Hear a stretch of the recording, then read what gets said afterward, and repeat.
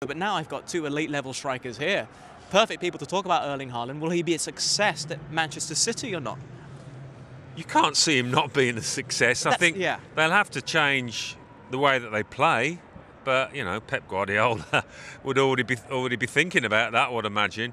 I mean, he's a fearsome physical specimen as much as anything else. Unstoppable on his day, and he has plenty of those. So it's going to turn City into a slightly different machine, but maybe an even more dangerous one.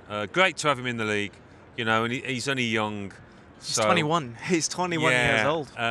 Mature beyond his years in more ways than one, but it's going to be great to see him.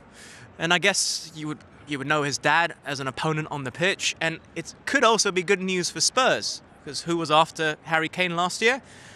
Manchester City. It's very doubtful they'll be in for him now, so I'm sure Spurs fans will be breathing a sigh of relief. I mean, that'd be some forward line, wouldn't it, if they signed Kane as well? Now, let's not be silly now, right? I'm not so sure about this signing, Haaland going to Man City. I think it could be a little bit Lukaku-ish with Chelsea. I'm not sure.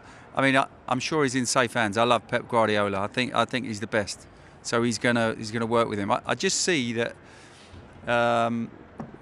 Haaland is more a player when he breaks away and and can get his legs going and running and striding beyond defenders.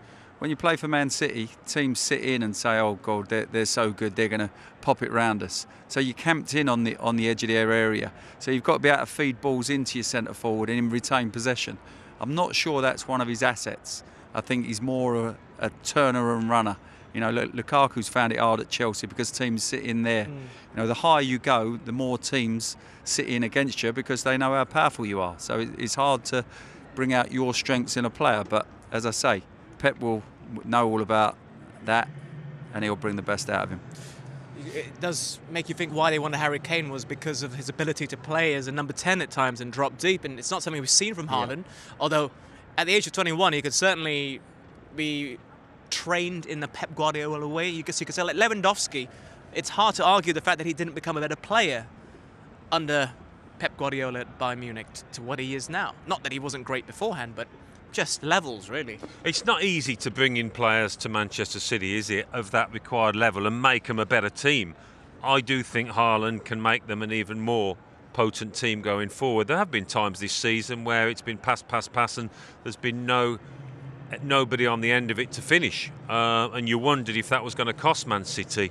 So yeah, I think it'll be a sensation. I really do. The chances that go begging for Man City is just unbelievable, and you just think if there was a centre forward in there, just in that 6-yard box, thank you. Even last night they won 5-1, could have been 12-1 quite easily. You know, even in going into the last 5 minutes, there was chances going galore.